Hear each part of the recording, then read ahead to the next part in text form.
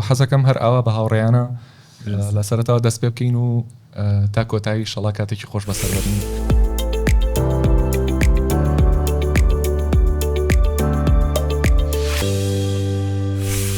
مامۆستا ڕەفیق حەزەکەم لە جەنابتانە دەست پێ بکەینەوە گەر بکرێت تعریفێکی کورتی خۆتان و ئەساسەکەتان بکەن. من ڕەفیق ساڵح ئەحمەد زیاتر ناسراوم بەوەی پیشەکەمەوە بە مامۆستا ڕەفیق. حاڵی حاضر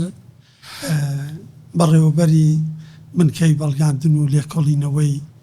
ژینم لە شاری سلێمانی و خانەنشینم و پێشتر بۆ پتر لە 37 ساڵ مامۆستا بووم لە چەند پەنماگایشی تەکنیکی عێراق. مامۆستا ڕێژەم زۆر سپاس، زۆر خۆشحاڵم کە ئەمڕۆ لە پۆدکاستی ویم بەشدارم. من ڕێژەن حەسەنم، بەرپرسی ئەرشیفی دامەزراوی سەرۆک زەلا تاڵەبانی و پێشتریش نزیکی 8-9 ساڵ بەرپرسی ئەرشیفی ئینستیتیوتی کەرەپوری کورد بووم. ڕەنگە بواری خوێندنی من تۆزە جیاواز بێت لە کاری ئەرشیف، من تەکنیکی میدیام خوێندەوە، بەڵام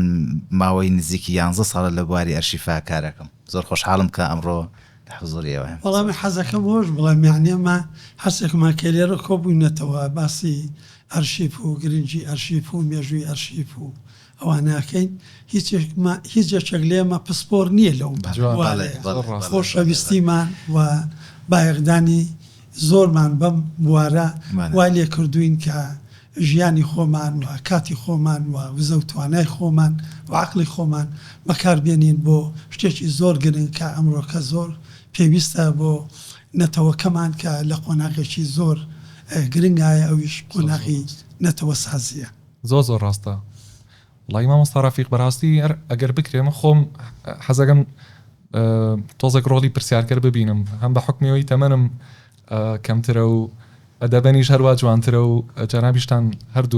هەردوو بەڕێزان تەجربەتان زۆر زیاترە.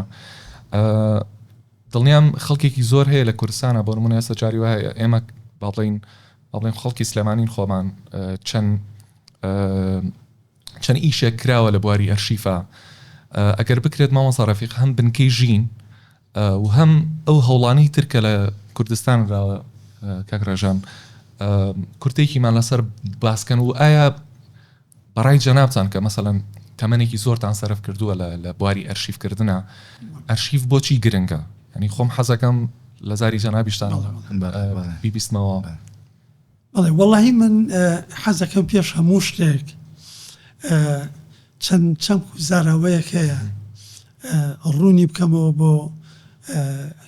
جۆگران و بیسەرانی ئەم بەرنامەیە. ئەویش ڕوونکردنەوەی ئەرشیف چییە و بەڵگەنامە چییە و بە بەڵگەنامە سازی واتە دۆکۆمێتکردن کە بە عەرەبی پێوترێت تەوثیق چییە، چونکە زۆر جار ئەبیستم لەم لاولەو لە تێکەڵ و پێکەڵیەک لەو ڕۆوە هەیە. ئەرشیف لە ڕاستیدا ئەو شوێنەیە کە بەڵگەنامە و دۆکۆمێنتی تێدا هەڵگیراوە یا پارێزراوە بە شێوەیەک کە ئینسان کە مرۆڤ بتوانێت زۆر بە ئاسانی بیگاتێ. یعنی کەواتە ئەرشیف شوێنێکە بۆ هەڵگرتن و پاراستنی بەڵگەنامە و دۆکۆمێنت و ئەو بەڵگەنامە و دۆکۆمێنتانە بە شێوەیەکی وا هەڵگیراون یا پارێزراون کە ئینسان بتوانێت کە مرۆڤ بتوانێت لە ماوەی کەمتر لە 2 دقیقە بیگاتێ لە ناو لێشاوێکی یەکجار زۆری بەڵگەنامە و دۆکۆمێنتیش یا بەڵگەن ئێمەکە بە کوردی پێڵێن بەڵگەنامە هەر شتێک ئیتر ئەو شتە دار بێ، بەرد بێ، کاغەز بێ، شەرم بێ، شوشە بێ، زانیاریی تیادا تۆمار کرا بێ کە ئەو زانیاری نرخێکی مێژووی هەبێ، ینی مرۆڤ بتوانێت لە داهاتوە بۆی بگەڕێتەوە و سوودی لێ ببینێ، ئەوە پێوترێ بەڵگەنامە. بەڵگەنامە سازی واتە دۆکۆمێنتکردن، بە عەرەبی پێوترێت تەوسیقی معلومات، ئەوەیە کە ئەو بەڵگەنامە و دۆکۆمێنتانە کە لە ئەرشیفدان بە شێوەیەکی وا هەڵگیراون، بە شێوەیەکی وا پارێزراون کە لە ماوەیەکی زۆر کەما تۆ بتوانی بیان گەیتێ، یعنی بیان دۆزیتەوە و بە شێوەیەکی واش هەڵگیراون کە پارێزراو بن لە دەستکاریکردن،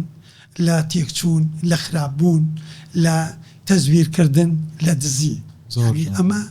بە دۆکۆمنتکردنی پێوترێ. هەڵبەتە وشەی ئەرشیف وشەیەکی گریکیە لە ئەرشیۆن یا ئەرخیۆنەوە هاتووە و ئەم زاراوەیە بە دەستکاریەکی کەمەوە چۆتە فەرهەنگی زمانی نەتەوە جیاجاکان. ئێمە لە کوردی پێڵێن ئەرشیف، لە هەندێک شوێن پێوترێ ئەرکایف و بەو شێوەیە. و هەڵبەتی حەزیشەکەمەوە بڵێم یعنی ئەرشیف مێژوێکی زۆر کۆنی هەیە بە پێی ئەو تەنقیبات و کۆڵینانەی کە کراوە دەرکەوتووە لە شارستانیەتی وڵاتی میزۆپۆتامیا کە پێوترێ وڵاتی نێوان دوو ڕووبار بلاد مابەینە نەهرین دەرکەوتووە کە مرۆڤ لەو ساتەی کە فێری نووسین و خوێندن و ئەوە بووە لەو ساتە وەختەشە بایەخی بە دروستکردنی ئەرشیف داوە. مەسەلەن باز لە ئەرشیفی ئاشووریەکانەکرێ کە هەموو زانستەکانی ئەو سەردەمە زانیاریەکانی کە مرۆڤ ئەو ڕۆژگارە پێگەیشتووە لەو ئەرشیفخانەی ئاشووریدا هەڵگیرا و پارێزراوە. لە چرخەکانی ناوەڕاستە ئەرشیف بە حەقەتەن بایەخی پێدراوە و بە تایبەتی کەنیسەی مەسیحەکان زۆر بایەخیان بە ئەرشیف داوە و لەبەرەوەی کەنیسە شوێنێکی پیرۆزیش بووە لەبەرەوە پارێزراو بووە لە کاتی شەڕ و جەنگ و ناخۆشی و ئەوانەیە ماونەتەوە. بەڵام لە کۆنا پێشۆشی فەڕەنسا ئەو ئەرشیفانەی هەبووە موچی خەڵک بووە. بۆ نمونە کەسێکە بۆ بە وەزیر پۆستێکی لە وەزارەتی بڵێن میرنشینێکە یا حکوومەتە وەرگرتووە پاش لابردنی یا پاش خانە نشینی ئەو دۆکومنت و بەڵگەنامانەی کە سەردەمی وەختی پۆستەکەی بووە لەگەڵ بەڵام لە شۆڕشی فەڕەنسا کە بە شۆڕشی نەتەوەیی حسابەکرێ بایەخێکی زۆر بە ئەرشیف درا هەر لە سەرەتای ئەو شۆڕشە یا قانونیان بۆ دەرکرد یاسایەکیان بۆ دەرکرد بە ناوی یاسای میزدۆر ئەگەر بە هەڵەیانە بە ساڵی 1994 و ئەوە بوو بە پێی ئەو قانونە بریادرا کە بەڵگەنامە ئەو بەڵگەنامانەی کە لە ئەرشیفن مولکی تاکە کەزنین مولکی میلەتن لەبەرەوە پێویستە هەموو ئەو بەڵگەنامانە بەس دەوەکرێت لە فەڕەنسا نزیکەی 500 ئەرشیفخانەیە زیاتر هەبووە لەبەرەوە بریاردرا ئەوانە هەمووی کۆکرێتەوە بچێتە ئەرشیفخانەی نیشتیمانی فەڕەنسا و بەو شێوەیە نەتەوەکانی تری ئەوروپا هەریەکە پاش ئەوەی کە قەوارەی نەتەوەی خۆیان دامەزران دەوڵەتی نەتەوەی خۆیان دامەزران دەستیان کرد بە دەرکردنی یاسای تایبەت بۆ ئەرشیف و دروستکردنی کتێبخانەی نیشتیمانی و ئەرشیفی نیشتیمانی. پرسیارم هەبوو لە جەنابزان ئیجازە هەبێت فەرمووت پێش ئەوەی کە دەستکەین بە پۆدکاستەکە باسی ئەوەت کرد یعنی حەزەکەم هەر هەمان پرسیار لە جەنابیشتان وەڵامەکەی بزانم کە چۆن بۆ نمونە باسی کورد پێشترە و پرسیارەشتان و ڕوژان بە مەسەلەی نیشتیمانسازی و نەتەوە سازی و فەرهەنگ سازی ئەمانە چەند ئەرشیف بۆی گرنگە اینجا حەزەکەم باسی تەجربەی خۆشتکەی اینجا پێشمان بڵێ گرنگی ئەرشیف چییە ینی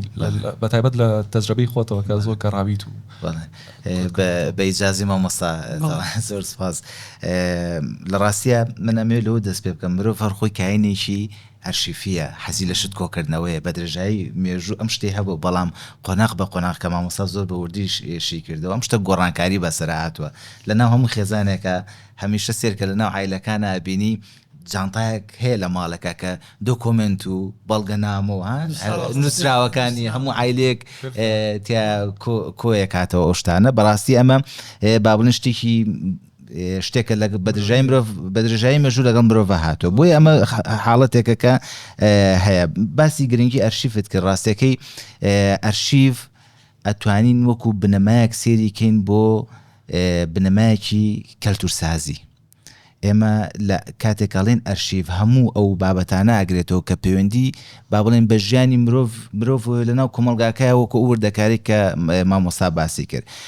ئەرشیف ئەتوانێت بێ بە بنەمایەک بۆ هێزی باوەڕ بەخۆبوون چونکە لە ڕێگەی ئەرشیفەوە تۆ ئەتوانی خۆت بناسی نەتەوەکەی خۆت بناسی ڕابردووی خۆت بناسی و زۆر جارکە باسی ئەرشیفیش دەکرێ خەڵک وازانیان بابەتە پەیوەندی بە ڕابردوویەکی زۆر دوورەوەیە نەخێر دوایان بەرنامێک کە تەواو بێ بە ئەرشیف ینی ئەمە خۆی بۆ خۆی بەشێکە لەوە ئەنجا بۆیە زۆر گرنگە ئێمە لە ڕووی کەلتورسازی و پشت بۆ هەموو ئەو بەڵگەنامە و دوکۆمنت یاخۆ ئەو بابەتی کاچێت دو چارچێوە ئەرشیفەوە پشتی پێ بەستین بەتایبەت بۆ مەسەلەی کەلتورسازی. من بەڕاستی بە حکمی ئەو تەجروبەی کە پێشترش لەگەڵ مامۆستای باسمان کرد ئێمە لە ڕێگەی ئەزموونەوە وردە وردەگەشتین بە هەندێک بابەت کە مامۆستا ڕەفیقوان تەجروبەیەکی ئێزگار زیاتریان هەیە لە ئێمە و شارەزاترن و ئێمە لیانەوە فێرە بین. گەشتون من باوەڕم وایە کە مەسەلەی ئەرشیف پەیوەندی بە ژێرخانی فەرەنگیەکەەوە هەیە بەڵام مامۆستا من ئەمەوێ ئاماژە بۆ بکەم کە ئایا ئەرشیف هەمیشە و پرسیارم هەبوو ئایا ئەرشیف لایانی مادی و نامادی هەیە بۆ نمونە ئەوەی کە باسەکرێ بەڵگەکان مادین بۆ منە تۆ توانین دەست بێ لەم وەرەقەیە بەڵام زۆر شتیشمان هەیە کە ئاچێتە چوارچەوەی ئارشیفەوە بۆ منە ئەدەبی زارەکی یاخود گۆرانی و موزیک ئایا ئەمانە ئەتوانین ئێمە پێ بڵێن نەمانە ئارشیفن چونکە لەناو گۆرانەکانمان ئێمە لە گۆرانی موزیکی کوردیا دان فۆرمی گۆرانی موزیکمانێ وەکو لاوەکو حەیران و بەیت و با و سیات شەمانە و هۆر و ئەم بابەتانی کە پەیوەندیان بە موزیکی کوردیەوە هەیە دەیان بابەتی ئەرشیفیتیایە یعنی لاوەکمان هەیە مێژووکەی گەڕێتەوە بۆ 200-300 ساڵ بەر لێسا باسی ڕووداوێکی مێژوویت بووە کە لەناو ئەو ڕووداو مێژووە دایان لایانی ئەرشیفی لە شێوازی ژیانی مرۆڤ لە پێکەوە ژیان لە هەموو ئەو ڕوودا و بارودۆخانەی کە مرۆڤی کورد لە قۆناغەکانە تایە ژیاوە لەناو لاوکەکانە. ئایا من ئەمە هەمیشە پرسیار بوو بۆ من کە ئایا ئەمانە چنە چوارچەوەی ئەرشیفەوە یاخود دەتوانین پۆلێنێکی ئەرشیفی بۆ ئەم بابەتە بکەین؟ بەڵێ خۆی لە ڕاستیدا ئەو میلەتانەی کە زیندون ئاسی هوشیاریان بەرزە ئەوانە هەوڵەدەن هەموو ئەو شتانەی کە پەیوەندی بە ژیانی خۆیان و هەیە و وردەکارەکانی ژیانی خۆیان هەمووی تۆمارەکەن. یعنی مەسەلەن بۆ نمونە لە وڵاتێکی وەکو سوید کە من بیستومە مەسەلەن دەقێکی فۆلکلۆری یا حیکایەتێک ئەبینی لە سەروی سوید ئەم حیکایەتە چۆن جێڕاوەتەوە پێش 100 ساڵ 150 ساڵ لە خواری سوید چۆن عینی حکایەت جێڕاوەتەوە هەمووی تۆمار کردووە. مەسەلەن هەموو ئەو چالاکی ڕۆشنبیر و فەرهەنگیانەی کە ئەکرێن ئەوانە هەمووی تەوسیقەکرێن یعنی هەمووی دۆکۆمێن دەکرێت ئەمانە هەمووی هەڵەگیرێت. مەسەلەن بڵێن من ئەم ساڵ لە کۆنفرانسێکە کتێبخانەی نیشتیمانی فەڕەنسا سازیان کردبوو ئەوەی سەرنجی ڕاکێشام ئەوە بوو کە زۆر دام و دەستگا و ڕێکخرا و هاتبوون بەشداریان کرد بوو چالەشەکانی خۆیان نمایش دەکرد لەسەر ئەوەی مەسەلەن ئەو پۆستکارتانەی کە لە مەسڵ ئەو پۆستکارتانەی کە هەبوون و شوێنەکانیان ئایا ئەو شوێنانە ماون وەکو خۆی یان نا یا مەسەلەن لە سەردەمی عوسمانی ئەو کەتەلۆکانەی دەرەچوون بۆ ڕیکلامکردنی کۆمپانیا و شەریکات و ئەو شتانە ئەوانە هەمووی بوون بە کتێبێک ڕێکخراوێک تایبەت بۆ بەم دۆکۆمێتکردنی ئەوانە عنی بە تێپەڕبوونی ڕۆژگارە ئەوانە بن بە سەرچاوەیەکی گرنگی مێژووی کە ئاستی پێشکەوتنی کۆمەلگا یعنی پیشانەدار. لەبەرەوە ئەرشیف بە حەقەتەن زۆر گرنگە بەنسبەت ئەتوانین بڵێن زاکرەی نەتەوەی ئەرشیف چۆنە ینی ئێمەی مرۆڤ کە جیاکرێنەوە لە بوونەوەکانی تر بە حکمی ئەوەی کە مێشکمان ژیریمان مرۆڤێکی عاقڵین مێشکمان هەیە. ئەم مێشکەی ئێمە کە لەدایک گەبین بریتە لە پەڕەیەکی سپی هیچ زانیارێکی تیا تۆمار نەکراوە. ئەو جوڵانانی کە ئەیکەین بریتە لەوەی هەوا هەڵمژینە کە بە فیترەت هەر لە یەکەم ساتەوە هەوا هەڵەمژین وەکو مناڵێکە لەدایک گەبین یەکەم جار کاتێک برسیمانە بێ یا تینومانە بێ ئەو مناڵە ئەگری بێوەی فێر کرا بێ یاخود مەسەلەن لە ڕۆی کە خۆی پیزەکات ئەگری بەمە بەڵام لە یەکەم ساتەوە ئەم مناڵە لە ناو خێزانێکا کە بریتێ لە دایک و باوک و خوشک و برا ئیتر فێری شتە بێ لەبەرەوە ئەو شتانەی کە فێری ئەبێ تۆزە لەو پەڕەسپێی مێشکی ئەنووسرێت پڕ ئەبێتەوە دوای ئەچێتە دەرەوەی کۆمەڵ قۆناغە جاجیاکانی خوێندن کاتێکە بینی کۆمەڵێک چی زۆر هەتاکو ئەو ئینسانە زیاتر بخوێنێ زیاتر تەجروبەی ئەزمموی هەبێ لە ژیان زانیارێکی زۆر لە مێشکی کۆ بێتەوە. ئەو زانیارانە ئیسفادە لێکا بۆ بریاردان چونکە ڕۆژانە تووشی کێشا بێ بۆ ئەوەی بریارێکی دروست بدات بۆ ڕوبەڕووبوونەوەی ئەو کێشا و نەکەوێتە هەڵە و زیانی مادی و معنەوی بەرنەکەوێ پشتە بەو زانیارانەی کە لە مێشکێت جا ئەگەر هات و زانیاری باشی لە مێشکا تۆمار کرابێ خاوەن ئەزمونێکی زۆر بێ لەبەرەوە دایمەن بریارەکانی بریارێکی دروستە و پێی وترێ مرۆڤێکی عاقڵ چۆن مرۆڤێک پێویستی بە زاکیرە هەیە میلەتانیش پێویستیان بە زاکیرە هەیە کەوەی پێوترێ ئەرشیفی نەتەوەی یا ئەرشیفی نیشتیمانی و ئەرشیف بەڕاستی نیشانەی ڕادەی پێشکەوتن و پێشکەوتنی شارستانیت ئێمە بەحقەتەن حەزەکەم لێرە ئیشارە بەوە بدەین ئێمە کە دەستمان داوەتە من خۆم بایەغدانم بە ئەرشیف بە مێژووی نەتەوەکەم بەڕاستی ئەگەڕێتەوە بە دوو هۆکار ینی چیرۆکی خۆم ئەوەیە یەکەمیان لە خێزانی کا گەورە بووم باوکم پیاوێکی خوێندەوار حەزی لە خوێندنەوە زۆرە کرد بە تایبەتی کتێبی مێژووی دووەمیش ئەوەی منی پەلچێش کرد گەچی من پسپۆرەکەم هیچ پەیوەندیەکی بە ئەرشیف و بەڵگەنامە و ئەوە نییە یا زۆربەی ئەوانەی کە ئیش لە بوارە ئەمڕۆ لە کوردستانە بەداخەوە هەمووی ئەوانە هیچیان پسپۆری ئەو بوارە نین خەمێکی گەورە خستونیەتە سەر ئەو ڕێزکەیە ئەویش ئەوەیە لە مناڵی و سەیرمە کرد لە پرۆگرامەکانی خوێندنە باسی زۆر جۆرە میوە و دار و درەخت دەکرێت لە کوردستانیان هەیە زۆر لەو دار و درەخت و میوانەی لە کورسان هەیە لە پرۆگرامی خوێندنان هەیە سەیرم کرد مەسەلەن لە مێژووە باسی هەموو شوێنێگەکرێ هەموو نەتەوەیەگەکرێت کە هەندێک شێر وجودی نییە بەڵام باسی کورد ناکرێت ئەمە پرسیارێکی بۆ دروست کردم کە ئێمە چێ لەبەرەوە لەو ساتە وەختە بە دوای گەڕان بووم بۆ وەڵامدانەوەی ئەو پرسیارە و بە خستمیە دنیای مێژوو بایەغدان بە مێژوو کە بەداخەوە هەلومەرجی ئەو ڕۆژگارە گونجاو نەبوو بۆ من کە بتوانم پسپۆرێکەم لە بواری مێژوو بێ ئێمە بە حقەتەن لەبەرەوە بینی لە پێش ڕاپەڕینی ئێمە ڕاپەڕینی بەهارینەوە تو یەک هەرهیز دەبێت لەم بەشەی کوردستان بە قۆناغی بوژانەوەی نەتەوەی دانی و یەکێک لە ئیستحقاقاتی ئەم قۆناغا دەبوایە لە یەکەم دەورەی پەرلەمانی کوردستان دەبوایە قانونێک بۆ ئەرشیفی نیشتیمانی هەرهیز دەبێ هەرێمی کوردستان یا کوردستان دەربکرابایە بەداخەوە ئەو قانونە دەرنەچوو ئێمە پێش ڕاپەڕینی 91 زۆربەی هەر زۆری خوێندەوار و متەنەوری ئەم میلەتەی ئێمە هەوڵیانەدا خۆیان ڕۆشنبیر بکەن وەکو نەسلی ئێستا و جیلی ئێستا نییە کە ئێتیمان بەم وارە نادات هەوڵێدا خۆی ڕۆشنبیر بکە هەموو ماڵێک بەتابەتی لە شارێکی وەک سلێمانی هەوڵێدا کتێبخانەیەکی هەر کتێبی تیا هەڵ نەگیرێت بەڵکو دۆکۆمنت و بەڵگەنامە و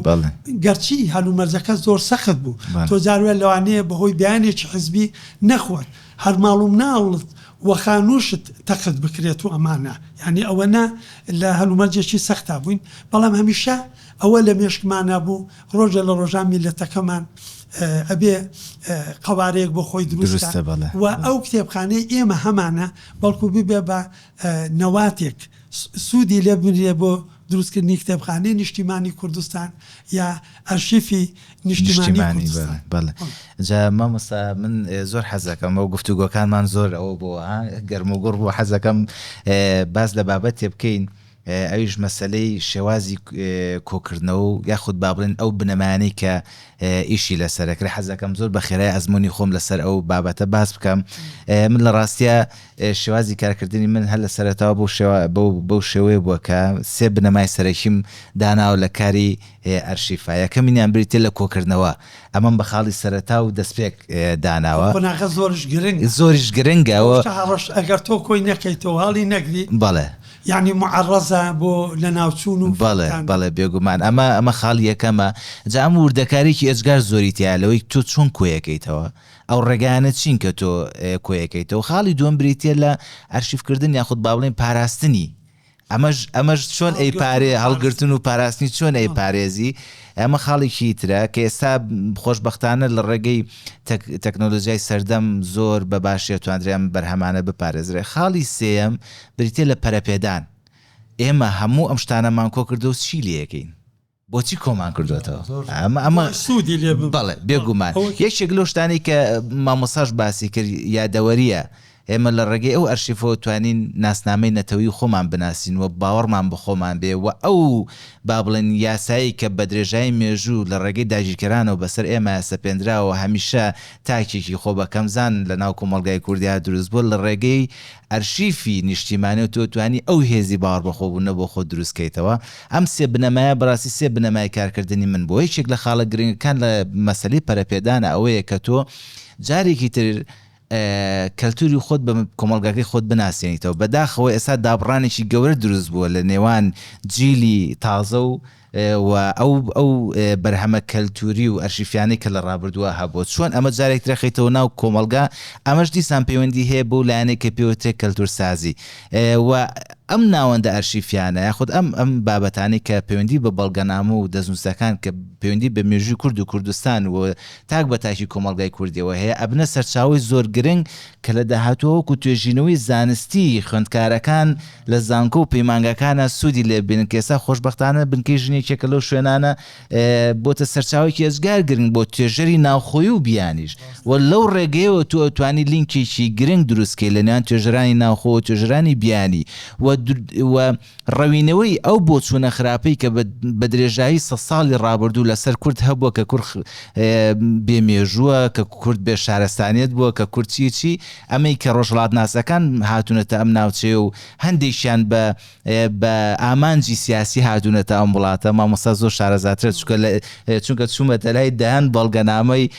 باڵێن ڕۆژهەڵات ناسەکانی لە بە کتێب و بەوانە هاتوونەتە ئەم ناوچێ بەپی بەرژەوەندەکانی خۆیان بەشیشیان نووسیوەتەوە. ئەنجا ئێمە دوو جۆر نووسینەوەی مێژوومانەیە یەکەمە مێژوو ژیانی ڕۆژانەیە کە ئەو گەشتیارانی کە هاتوونەتە ئەم ناوچێ دووەم نیشان مێژووی سیاسیە مێژووی سیاسیەوە ئیشی زۆر لەسەرکراوە بەڵام لەسەر مێژوو ژیانی ڕۆژانە زۆر کەمیش کراوە. ئەنجا یەکێک لەو خەڵە گرنگانە ئەوەیە مامۆستا باسی بکەینەوەی کە ئێمە چۆن بتوانین ئەم مؤسسە ئەرشیفیانەی کە لە باشووری کوردستانەیە کە خۆشبەختانەوە کاک محەممەدەوە بنکەیژینەوە دامەزراوی سەرۆک وزارەتی تاالبانیەوە ئینستیتیوتی کەلەپۆری کووردا چۆن بتوانین بەیەکەوە هەماهەنگی دروستکەین بۆی کە زیاتر و ئەرشیفە دەوڵەمەندکەین. لە ڕاستیدا بە حەقەتەن وەزیفەی ئەرشیف وەزیفەی ڕێکخراوی NGO نییە یعنی حەزەکەم ئەوە بزانن ئەرشیف بەڵگەنامەی تا بەڵگەنامە مڵکی میلەتە وەزیفەی حکومەتە. لە ڕاستیدا ئەو دام و دەستگایانەی کە ئێستا لە کوردستان دروست بوون بە ناچاری دروست بوون ینی بۆ پڕکردنەوەی ئەو کەلێنە دروست بوون کە لە دوای ڕاپەڕینی 91ەوە حکومەت ئەوەرکەی نەخستۆتە ئەستۆی خۆی یعنی ئەمیشەی ئێمە کە ئێستا لە بنکەیژی یەکەین بەڕاستی وەزیفەی حکومەتە چکۆ وەسیقانەی ئێمە هەمانە مڵکی میلەتە وابێ حکومەت سەرپەرشتی بکە و حکومەت ئیدارەدان و شتی وای بۆ بکە. بەڵام ئێمە بە ناچاری کە بینیمان ئەم کەلێنەیە ئەم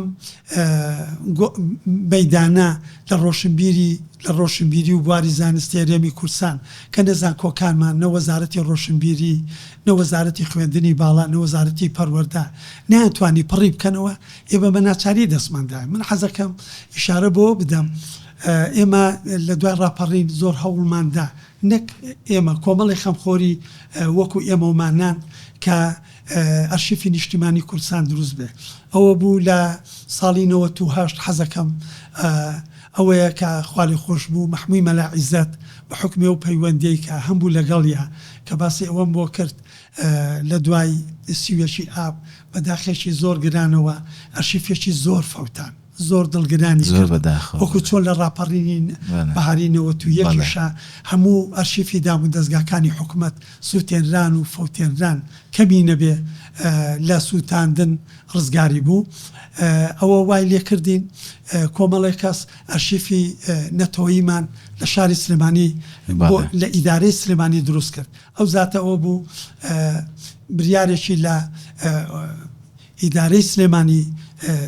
دەرکرد کەوا ئەرشیفی نەتەوەیی کوردستان لە شاری سلێمانی دروست بکرێ. و کۆمەڵی خۆبەخش ئیشمان لەو دەستگایە کرد کە سەر بە وەزارەتی ڕۆشنبیری بوو بەڵام بەداخەوە وەزیرەکان یەک لە دوای یەک ئەم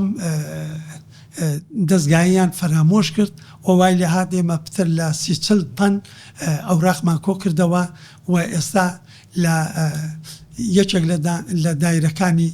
وەزارەتی ڕۆشنبیری لەوێ فڕێدراوە و خۆشبەختانە ئێستا گروپێک هەوڵی ڕزگارکردنی ئەو نووسراوانن ئەم هەوڵە درا و ئێمە بەڕاستی کە بنکەژی نیشمان دروست کرد بەڕاستی بۆ پڕکردنەوەی ئەو بۆشاییەوە ڕامانی استراتیژی ئێمەژەوەی لە ئایندا ئەمە ببێ بەنەواتێک بۆ هەم کتێبخانەی نیشتیمانی کوردستان و هەم ببێ بە نەواتێک بۆ ناوەندی بەڵگەنامە و دەستنووسی کوردستان. جەنابەت باسی ئەوەت کرد کە کاری ئەرشیفی بە 3 قۆناغڕوە قۆناغی یەکەم کۆکردنەوە یەکەم قۆناغە بەلامەوە زۆر گرنگە خۆزگە مەسەرەن ئەم کاری ئێمە لە بنکەژین پێش 50 ساڵ بکرا بە ئێستا دەیان و سەدان و هەزارەها شت کە فەوتاون لەم ڕزگارمانەکردن ئێستا وجود و حزوریان ئەبوو ئەوەیە دووەم قۆناغ ئەوەیە هەڵگرتن و پاراستنێکی لە تێکچوون و خراپبوون و دەستکاریکردن و دزین و ئەو شتانە چکە زۆردار بەڵگەنامە بەڕاستی دەستکاریە کرێ و ئەدزرێ و تەزویرەکرێت جاروایە بۆ مەبەستی سیاسی بەڵزەکەم ئەوە بزانن کە بەڵگەنامە و دۆکۆمێ زۆر گرنگە یعنی لە یەکێک لە هەڵبژاردنەکانی بەریتانیا ساڵی 1922 حیزبێکە بەپێی ئەو ڕاپرسیانەی کرابوو زۆرینەی دەنگەهێنێ بەڵام دۆڕانی لە هەڵبژاردن هەستان بەڵگەنامەیەکیان تەزویر کرد بوو بڵاو کردەوە کە ئەم حیزبە پەیوەندی بە حیزبی کۆمۆنیستی یەکێتی سۆڤێتی دۆڕانی دوات پاش تێپەڕبوونی چەندان ساڵ دەرکەوت کە ئەم بەڵگەنامەیە کە لە ڕۆژنامەیەکی دەستکاری کراوە تەزویر کراوە ینی مەسەلەن بۆ نمونە بۆ بە درۆخستنەوەی ئەوەی کە کریستۆف کۆڵۆمبس ئەمریکای دۆزیوەتەوە نەخشەیەک دروست کرابوو کە گوایە پێش کریستۆف کۆڵۆمبس نازانم چێ کشوەری ئەمریکای دۆزیوەتەوە ئەمانە دواتر دەرکەوت بە جۆری ئەو حیبرەی کە نەخشەکەی یا خەریتەکەی پێ دروست بووە دەرکەوت کامە تەزویرە پارێکی زۆریشی پێدرا زاکۆیەکی ئەمریکی پارێکی زۆری پێداوە بۆ بەنەی تێپەڕبوونی نازانم چەند ساڵ بەسەر دۆزینەوەی ئەمریکا ویسان ئەو نەخشەیە بڵاوکەن دوایی دەرکەوت نەخشەیە تەزویر ینی حەزەکەم بەڵگەنامە شتێکی زۆر گرنگە قۆناغی سێم ئێمە بەداخەوە یعنی لە قۆناغی دووەم تۆ پێویستیت بە ڕێخستن و تەنزیمکردن هەیە هەم بە شێوەیەکی کلاسیکی و تەقلیدی ئەوەیە کە پێوترێ پۆلێنکردن و دوای پۆلێنکردن کۆدی بۆ دابنێ دوو ئەمانە قۆناغی سێم ئەوەیە کە تۆ چۆن بیدەیتەوە بە خەڵک ینی هەم خەڵک هەم توێژە ئەوانەی توێژینەوە لێکۆڵینەوەکەن سوودی لێ بنن بۆ دراسەکردن و لێکۆڵینەوەکانی خۆیان ئێمە بەداخەکی گرانەوە گەورەترین مشکلەمان ئەوەیە کە لە کوردستانە پسپۆر و شارزایمان لە بواری دۆکومنتە نییە چۆن کۆدی بۆ دابنین من لێتان ناشارمەوە ئێمە لە شاوێکی یەکجار زۆر بەڵگەنامە و دۆکۆمنتمان هەیە لە بنکەژین یەکێک لە مشکلەکانمان ئەوەیە کە هەتاکو ئێستا ئێمە نەماتوانیوە کۆدی بۆ دابنین ئەتوانین بۆی دابنین بەڵام ترسی ئەوەمان هەیە ئەو سیستەمەی ئێمە بۆی دای ئەنین ڕۆژێک بێت ئەو بەڵگەنامانە ڕۆژ بە ڕۆژ زیاد دەکەن ئەم سیستەمە ئێمە نەتوانێت ئیستیعابی یعنی نەتوانێت وەریگرێت لەبەرەوە ئەوە پێویستی هەم بەوانەیە کە پسپۆر و شارەزان لە بواری داتابیس و کۆمپیوتەر هەم پێویستی بە کەسانی پسپۆر و شارەزا هەیە لە بواری مێژوو لە بواری جوگرافیا لە بواری کۆمەڵناسی و ئەوانە کە هەموو ئەمانە کارێ بکەن چۆن بتوانن سیستەمێک دابنین و ئێمە لە هەوڵی ئەوەدا جامە مستەمنەمێ ئاماژە بە شتێ بکەم کاک محەممەد و ئەوان ئەو پێشەوەی بێنە بەناوەکە باسیەوەمان کرد ئێمە وەکو ئەزمون ڕەنگە ئەوە کارەکانمان کردو بەڵام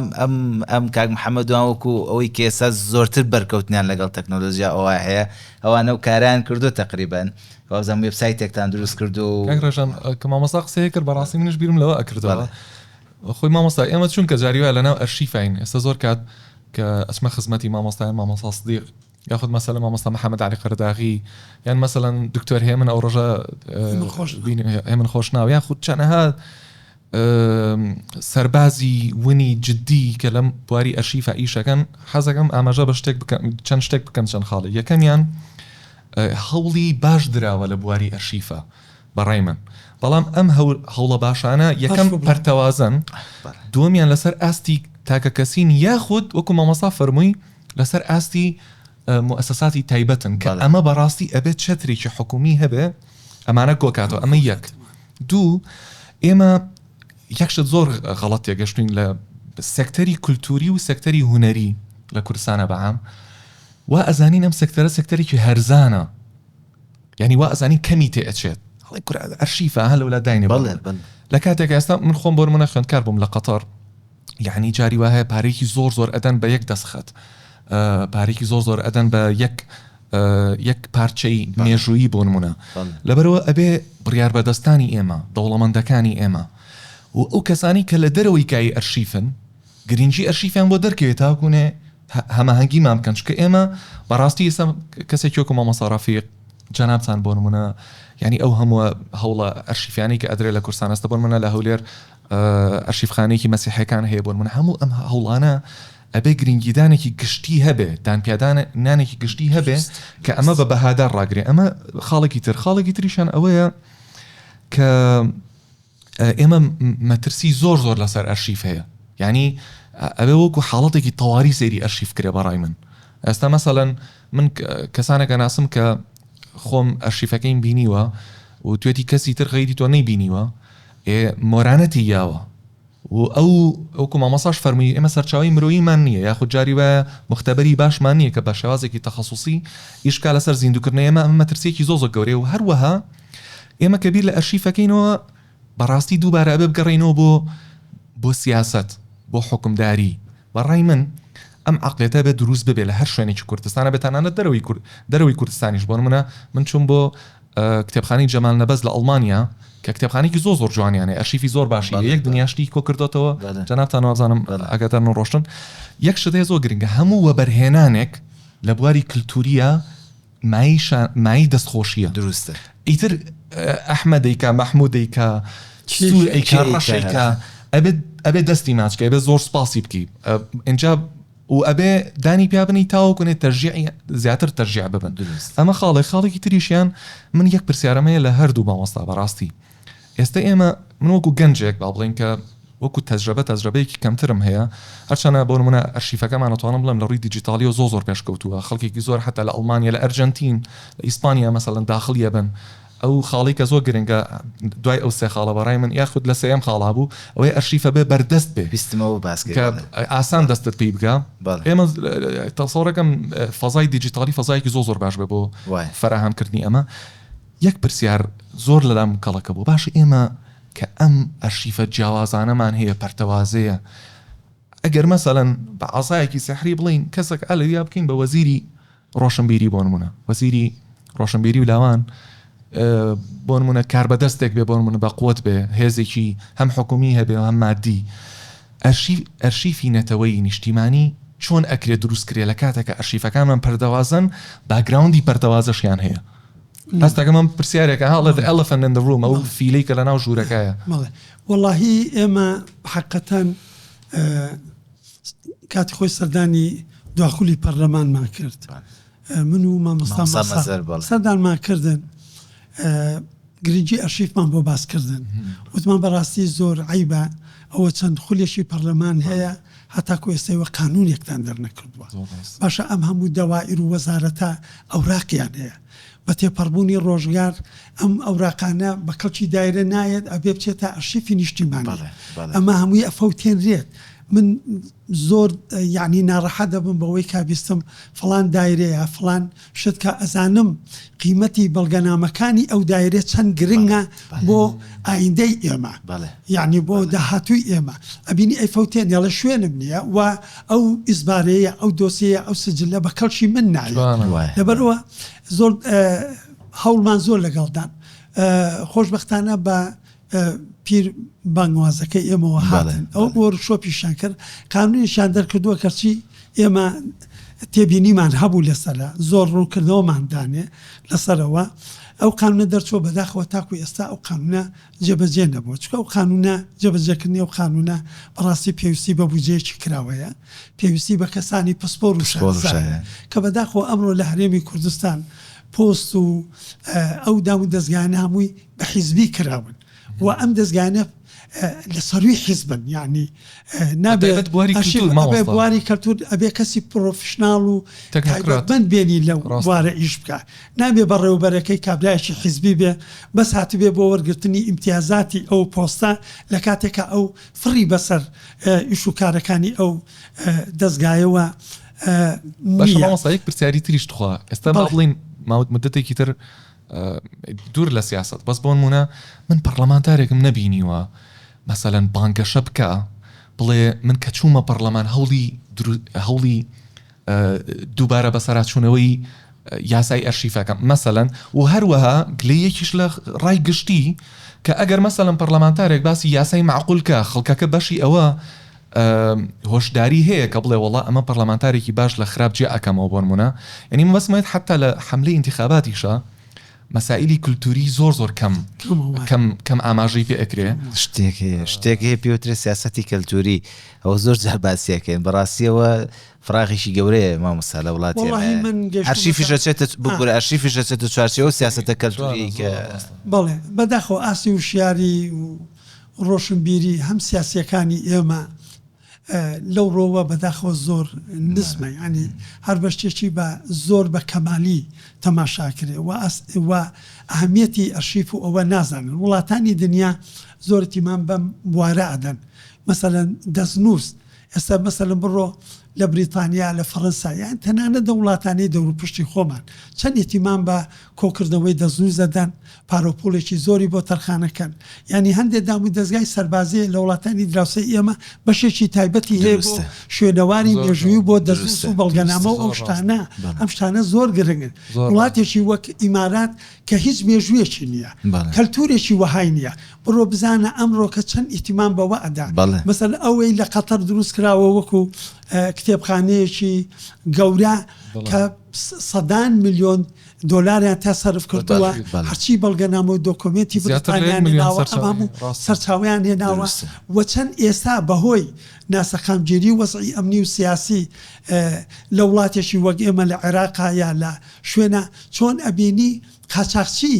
هەست دەکەن ئاودیوکردنی ئەو شتە مێژوویە زۆر گرنگ و بەهایەنە ئەمە حەزەکەم بۆی بزانن مەسەلەن کوێتەکان کاتێکە لە پرۆسەی ئازادی عێراق یەکەم شت لە بەسان نەهاتن سیارە و ماشێن و شتەکانی حکوومەتی عێراق لە بەسڕا بەرنەوە هەستان سجلاتەکانی تاپۆی عوسمانیان لە بچکە مرکزی ویلایەتی بەسڕا بۆ برد یا مەسەلەن ئێستا من ئەپرسم لە داگیرکردنی مووسڵ لەلایەن داعشەوە سجلاتی تاپۆی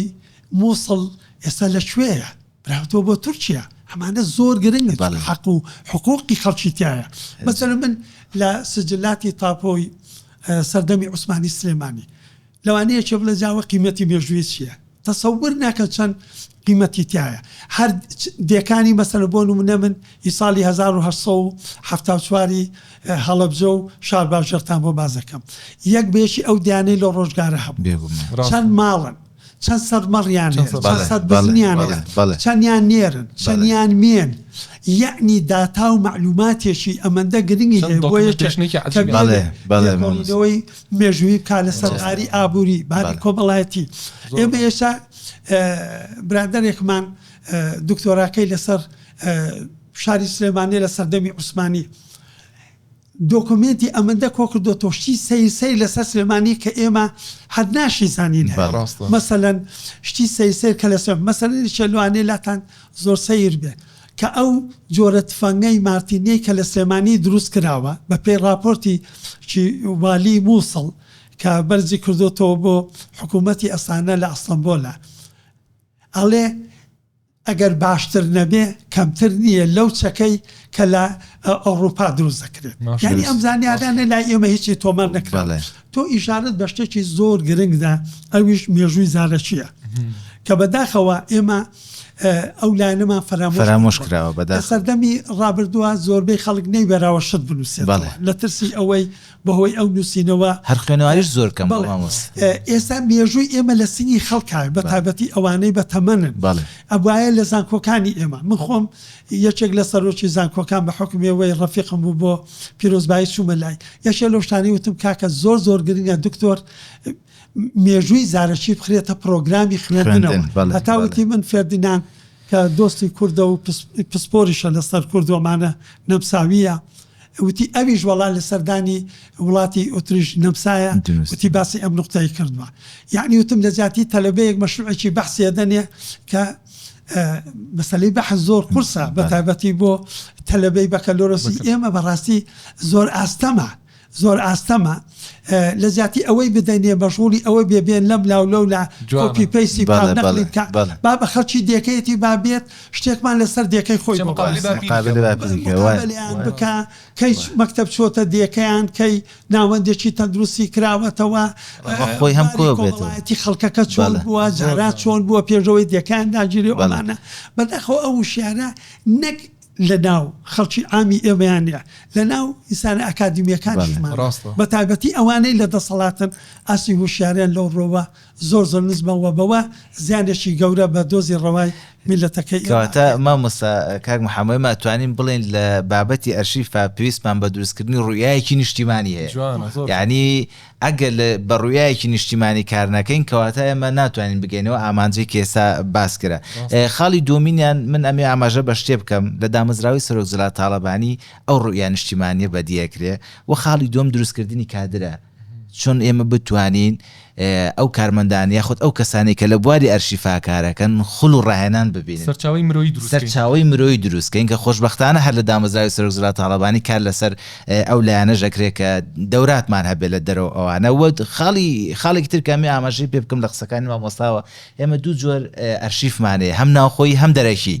ئێستا ئەوەی کە مامۆستا باسی کرد ئەوەی دەوڵەتی و عوسمانی ئەمە زۆر گرنگە ئەم ئەرشیفە بهێنرێتەوە کە یەکێکە لە پرۆژە زۆر گرنگەکان هەر بە هەمان شێوە لە دامەزراوی سەرۆکزەلا تاڵەبانی کە بتوانێت ئەرشیفە بێنینەوە. لە ماوەی ڕابردوودا سمپۆزیۆمێکی نەودەوڵەتیمان کرد لەسەر کورد لە ئەرشیفی ئەوروپیدا بۆ کۆکردنەوەی ئەو بەڵگە نام و دەستنووسانی کە لە ئەوروپا هەیە کە بەدایان بەڵگە نام و دەستنووسە ئەمانە هەنگای بەڵێ لە ئەمریکا لە فەڕەنسا لە ئەڵمانیا لە وڵاتە ئەوروپیەکان ئەمانە کاری زۆر گرنگن کە ئەکرێ ئەم جۆرە کارانە بە هاوبەشی بێ لە نێوان ئەم دامەزراوانەیە. بەڕاستی لە سەردانم بۆ ناوەندی کوردستان بۆ کەلتور و هونەر ئەوەی سەرنجی ڕاکێشان ئێوە کارێکتان کردووە کە دەستگاکانی تر ئەو کاریان نەکردووە ئەویش ئەوەیە ئەو شتانەی دیجیتالتان کردووە ئەتوانن زۆر بە ئاسانی بۆ نمونە هەموو گۆڤارەکان ژمارەکانی گۆڤاری بەیان ئەگەر بۆ بابەتێک مەسەلە بۆ ناوی شاعیرێک وەکو شێخ ڕەزا یا نالی یا سلێمانی بگەڕیت تۆ توانی بەو بەرنامەی کە هەتانە هەموو ئەوانە بدۆزیتەوە لە چ ژمارەیەکە و لە چ لاپەڕێی ئەو ژمارەیە. من ئەوە بەکارێکی زۆر گەورە و پیرۆزی ئەزانم و دڵنیاشم لە ئایندەیە هەموو ئەرشیفخانەکانە گەنە ئەو ئەستەی کە تەکنۆلۆژیا ئەوەندە پێشەکەوی ئەو شتانەی دیجیتال کراوە ئەتوانین ئێمە باسانی بیشە خوێنینەوە لە ڕێگەی ئەوانیشەوە ئەو شتە چاپکراوە نووسراوانە شتیان لێ وەرگرین. وڵی بەڕاستی مامۆستا زۆر سپاس دەکەم ئەو وتانەی بەڕێستان بۆ ئێمە زۆر مای هاندانە مای ئیلهامە زۆریشم پێخۆشە کە هەماهەنگێکی زۆر جوان هەیە لە بینی KCAC و بنکەی ژینە. بەڕاستی من ئەوم زۆر پێخۆشە کاکرێژن کە هەموو ناوەندە ئەرشیفەکان ناوەندە کولتوریەکان هەماهەنگی زۆر باشیان هەبێت لە نێوان یەکتریە. ڕاستەکە ئێمە لە KCAC ئەتوانم بڵم 4 بۆ 5 هەنگاومان هەیە. یەکەم شت پێشەوەی هەنگاوەکان باسکەم هەمومان گەنجین و مەسەلە من خۆم باگراوندم لە بزنس ئەدمینستریشن هەیە بەڕێوەبردنی کار بۆ نمونە ئەوین خان بۆ نمونە هەر خەڵکی سلێمانی ئەویش هەر هەمان شێواز بزنسی خوێندووە. کاک ئایادمان هەیە ئینگلیزی تەواو کردووە. خاتو مارینامان هەیە کە لە ئەمریکاوە هاتۆ بۆ نمونە لە بواری شوێنەوارە تەخەسوسی هەیە. لە تەخەسوسی جیاوازەوە هەمومان گەنجین زیاتر ئیحتیماممان داوە بە تەکنیک. ئەویش چۆن بۆ نمونە هاتوین پێش هەموو شتێ ئیحتیمامین بە پرزەرڤیشن یعنی کە پاراستن پاراستن لە ڕێی کۆکردنەوە دوای ئەوە دوای preservation ئیتیمامین بە promotion کە برەودان بە ئەرشیف حتا لە مەسەن سوشال میدیاکانمانە کە ڕسمی تازە وێنەی تازە یاخود کتێبی کۆن یان وێنەی کۆن ئەرشیفەکەین دووبارە ڤیدیۆی جوانی لێ دروستەکەینەوە تا خەڵکی گەنجیش حەزی لێ بکرێتەوەی کە پێوترێت popularization of archive ینی بە بەناوبانکردنی ئەرشیفە ها بۆ نمونە بەشی سێمیان ئەوەیە کە بە ئاسانی بەدەستی بکە یعنی مەسەڵەن جاری وە هەیە کەسێک خوێندکارێکی زانکۆیە تااقەتی نییە بێ ئەم ئەرشیفە و ئەرشیفە و ئەرشیف بکە یەک لاپتۆپەکەی یەکاتەوە لە یەک وەبسایتە ئەتوانێ هەموو شتەکانی لەبەردەستا بێ ئەمە بەڕای من ئەم دیجیتالی گرنگە لایانی چوارەمیان accessibility-ە ئەوەی کە بە ئاسانی بەردەست بێ ئەوەی کە جەنابتان ئەمەشتان پێ مامۆستا مەسەلەی searchability-ە ئاسانکاری بۆ گەڕان بەناو سەرچاوەیە کە ئەوە ئەتوانم بڵێم ئەرشیفەکەی ئێمە پێشکەوتوترینە لەو بوارەیە کە ئەگەر کەلیمەیەک بۆ نمونە ئەگەڕێ بە دوای وشەی هەولێرە سلێمانیە ئەحمەدە مەحموودە لە هەر شوێنێکی ئەرشیفەکەیە ئەو کەلیمەیە هەبێت بۆ دەرەکات و خاتە بەردەست جاری وهەیە تۆ تاکتان کردو تاکمان مەسەڵ نازانی لە بۆ منە مەجەلەی بەیانە لەوە چێ شتێک کەلیمەیەک هاتە بێکە من بەلای من و گرنگیش حتا ئەمە ئاماژە بۆش بکەم باسی فەرهەنگ سازیزمان کرد ئەمەی کە گەڕان بە دوای سەرچاوەیە زۆر ئاسانەکەیت و زۆر پێشکەوتویەکی خۆی ڕۆڵی فەرهەنگێکە بینێت سەبەنسان کەلیمەیەکە گەر بە دوایە بگەڕێم هەموو نەوعابکانی بەکارهێنانیم بۆ ئەخاتە بەردەست کە ئەوەش دیسانەوە گرنگێکی زۆر باشیە لە کۆتاییە بەڕاستی هەر حەزەکەم ئەوە بڵم کە کاتێکی زۆر خۆشمان بەسەر بر زۆر سپاسانەکەین